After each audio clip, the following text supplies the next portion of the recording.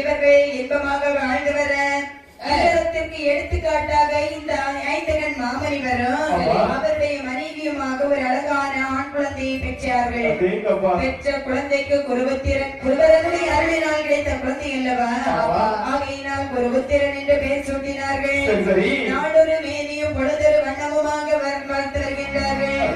இப்படியாக வளர்த்து வரக்கூடிய சமயத்திலே அந்த அங்கே இருக்கக்கூடிய இடத்து பக்கத்துல ஒரு ஆலயம் இருக்கின்றது. அந்த ஆலயத்திலே பூசை செய்வதற்கு வருகின்றார் ஒரு வேதியர். அந்த வேதியருக்கு குழந்தை இல்லை. குழந்தை இல்லாத கவலையினால் அந்த வேதியர் என்னைக்கு அந்த ஆண்டவனை நினைத்து மனமுருகி வேண்டுவார். அன்றைய தினத்திலேயும் பகவானை பார்த்து சொல்லுகின்றார், இறைவா, நானும் எத்தனை காலங்களாகவோ உங்களுடைய ஆலயத்திலே வந்து நான் பூஜை செய்து கொண்டிருக்கின்றேன். எனக்காக மனதிற்கு ஒரே ஒரு குழந்தை தரக்கூடாதா என்று இவர்கள் வேண்டிக் கொண்டிருப்பது. இவர் இப்படி ஆண்டவரிடத்திலே கேட்கிறது. இந்த ஐந்தகன் முனிவரும் அவருடைய மனைவியை இருந்து கேட்டுட்டே இருப்பாங்க. அவங்களால பார்க்க முடியாது, பாத்தீங்களா? ஆமா, இவர்கள் காதாலே கேட்டுக்கொண்டே இருக்கின்றார்கள். ஒரு நாளைய தினத்திலே இரண்டு பேர்கள் பேசி ஒரு முடிவெடுத்தார்கள். அந்த வேதியரை பார்த்து சொல்லுகின்றார்கள், சுவாமி, அதாவது நீங்கள் குழந்தை இல்லை என்று தினந்தோறும் ஆண்டவனை நினைத்து வேண்டிக் கொண்டிருக்கின்றீர்களே, அதை நாங்கள் என்றைக்கும் காதார கேட்டுக்கொண்டுதான் இருக்கின்றோம். ஆனால் ஒன்று, உங்களுக்கு குழந்தை இல்லை. ஆனால் எங்களுக்கு இறைவனுடைய அருளினால் ஒரு குழந்தை கிடைத்த பிறகும் எங்களுக்கு அதை பார்ப்பதற்கு கொடுத்து வைக்கவில்லை.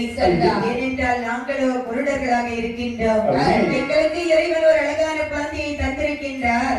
ஒருவருடைய அருளினால் கிடைத்த குழந்தை ஆகையினால் குருபுத்திரன் என்று சொல்லி வளர்த்து வருகின்றோம். ஆனால் இப்போது அந்த குழந்தை எங்களுக்கு வளர்ப்பதற்கு ரொம்ப சிரமமாக இருக்கின்றது.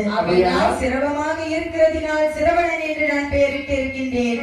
ஆகையினால் என்னுடைய அன்பு மகன் சிரவணனை நீங்களே வளர்த்துக் கொள்ளுங்கள் என்று அந்த குழந்தையை அந்த முனிவர் அந்த வேதியரிடத்திலே கொடுத்து விட்டார்கள். சந்தோஷம் கொண்ட குழந்தையை வாங்கி வருகின்றார். ஆமா, தன்னுடைய வீட்டிலே வந்து அந்த சிரவணனை அன்போடு வளர்த்து வருகின்றார்கள். இப்படியாக வளர்த்து வரக்கூடிய சமயத்திலே ஒரு நாளைய தினத்திலே, அதாவது இவர் என்னைக்கும் வேதியர் அல்லவா, தினந்தோறும் பூசை போவார், பாத்தீங்களா? போகிறதை இந்த சிரவணன் என்னைக்கும் பார்த்துட்டே இருப்பான். ஒரு நாள் தந்தையை பார்த்து கேட்கின்றான், அப்பா, என்ன என்னைக்கு நீங்க தானே கோயில போய் பூசை செய்ய போறீங்க?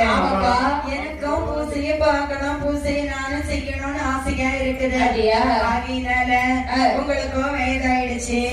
இனிமேல் நீங்கள் செய்த பூசையை நான் செய்து வருகின்றேன் என்று பூசை செய்வதற்காக வருகின்றேன்.